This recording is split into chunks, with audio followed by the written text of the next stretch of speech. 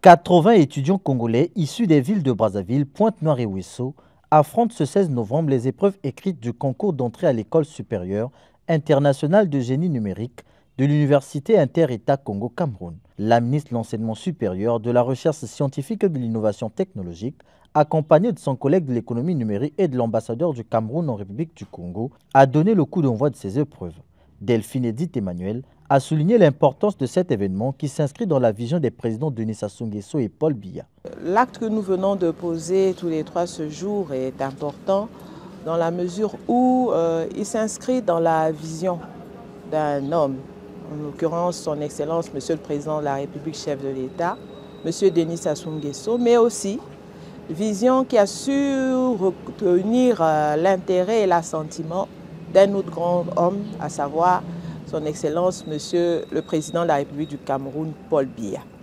Donc nous sommes ici en train de mettre en œuvre la volonté de ces deux chefs d'État, mais surtout la volonté de la République du Congo qui a fait du numérique l'un des 6 piliers du plan national de développement économique et social.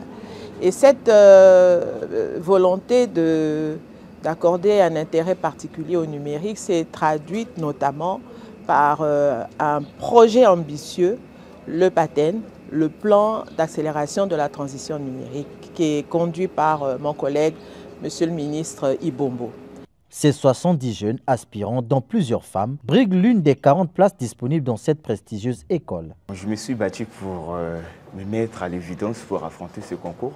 Donc j'espère que par rapport à ce que j'ai appris et à ce que j'ai travaillé, je pense que j'aurai la chance de satisfaire à ce concours. Avec ce concours, j'espère devenir ingénieur en système numérique pour pouvoir un jour revenir dans mon pays et améliorer notre mode de vie sur ce domaine. Le ministre de l'économie numérique a salué l'enthousiasme croissant des jeunes femmes dans le secteur digital. Aujourd'hui, nous sommes très heureux parce que ça renforce la coopération entre le Congo et le Cameroun. Mais au-delà de ça, on a vu beaucoup de jeunes, surtout de jeunes filles.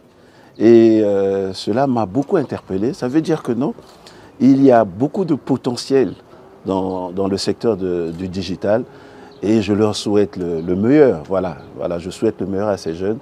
Et on se battra après la formation de ces jeunes pour les insérer dans les structures qui sont sous notre tutelle. L'ambassadeur du Cameroun en République du Congo a également réaffirmé l'importance de cette initiative dans le cadre de son mandat mandaté par les autorités camerounaises pour superviser et promouvoir de tels projets sur le sol congolais. Le concours qui se déroule aujourd'hui m'a permis d'être au cœur des échanges intenses entre Madame la ministre ici et son collègue du Cameroun, en raison de ce qu'il y a une première cuvée qui sortait en 2024 et une seconde dont l'entrée vient confirmer la solidité de ce projet qui est conçu et mis en œuvre par les deux chefs d'État qui sont les champions de l'intégration régionale en Afrique centrale. Ce concours marque le début de la deuxième cohorte des étudiants après la première promotion qui a récemment achevé sa formation sanctionnée par un master. Les filières proposées incluent